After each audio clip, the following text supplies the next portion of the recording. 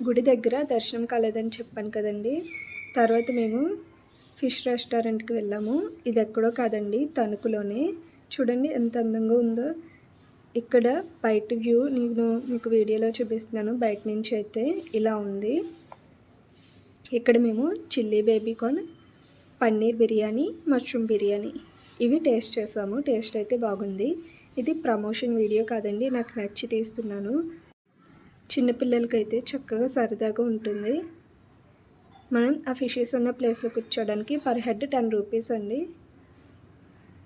చూసారు కదా, ఇది సాయి శ్వేత హాస్పిటల్ ఆపోజిట్లో ఉంది. లోపల ఇంకొకసారి చూపిస్తున్నాను చూడండి.